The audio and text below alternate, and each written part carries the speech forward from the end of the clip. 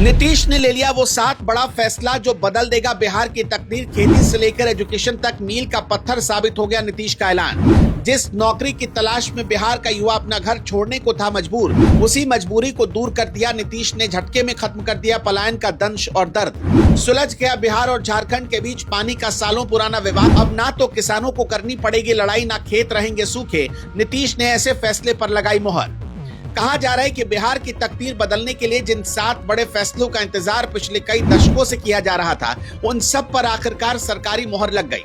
मंगलवार का दिन बिहार के लिए काफी गहमा-गहमी भरा रहा। मुख्यमंत्री नीतीश कुमार की अध्यक्षता में हुई कैबिनेट बैठक में ऐसे फैसले लिए गए जिनका सीधा असर बिहार के हर वर्ग पर पड़ने वाला है, चाहे वो रोजगार की तलाश में भटकता युवा हो या फिर पानी की आस में बैठा किसान। आज हम डिकोड करेंगे नीतीश के उन 7 बड़े फैसलों को जो आने वाले वक्त में बिहार की पूरी तस्वीर बदल सकते हैं। सबसे पहले बात करते हैं उस मुद्दे की जो बिहार में सबसे ज्यादा गर्म रहता है, यानी सरकारी नौकरी।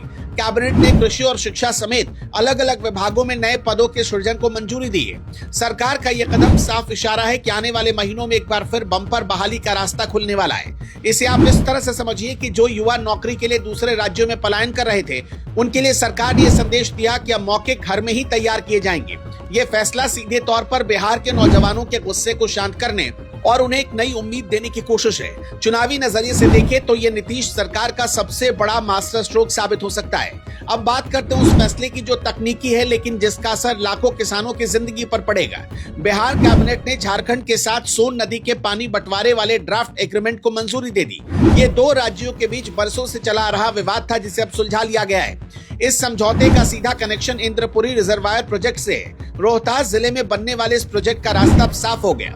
अगर ये प्रोजेक्ट जमीन पर उतरता है तो आप अंदाजा लगा सकते हैं कि भोजपुर, बक्सर, रोहतास, कैमूर, औरंगाबाद, पटना, गया और अरवल जैसे जिलों की प्यास बुझ सकेगी।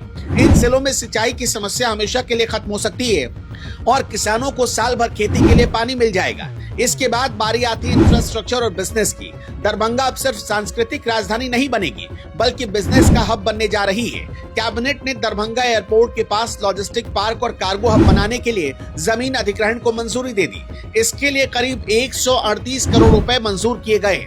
सोचिए, 50 एकड़ में बनने वाला ये लॉजिस्टिक पार्क उत्तर बिहार की अर्थव्यवस्था को कैसे बूम दे सकता है। अभी दरभंगा से सिर्फ यात्री आते जाते थे, लेकिन अब कार्गो हब बनने से वहां के किसानों की फसल और छोटे उद्योगों का सामान सीधे देश और दुनिया के बाजारों तक बहुत आसानी से और कम समय में पहुंच सकेगा। ये फैसला मिथिला बेल्ट को आर्थिक और राजनीतिक दोनों रूप से मजबूत करने वाला है। तो कुल मिलाकर देखा जाए तो मंगलवार की कैबिनेट की बैठक सिर्फ फाइलों पर हस्ताक्षर करने वाली बैठक नहीं थी। इसमें युवाओं के रोजगार से लेकर खेतों की सिंचाई और व्यापार के विस्तार तक हर पहलू को छूने की कोशिश की गई। नीतीश कुमार ने इन 7 बड़े फैसलों के जरिए एक तीर से कई निशाने साधे हैं। अब देखना यह दिलचस्प होगा कि ये फैसले सरकारी फाइलों से निकलकर बिहार की जमीन पर कितनी तेजी से उतरते हैं। आप इन फैसलों को कैसे देखते हैं? क्या इससे पलायन रुकेगा? नौकरी की संभावना बढ़ेगी? कमेंट में हमें जरूर बताइएगा।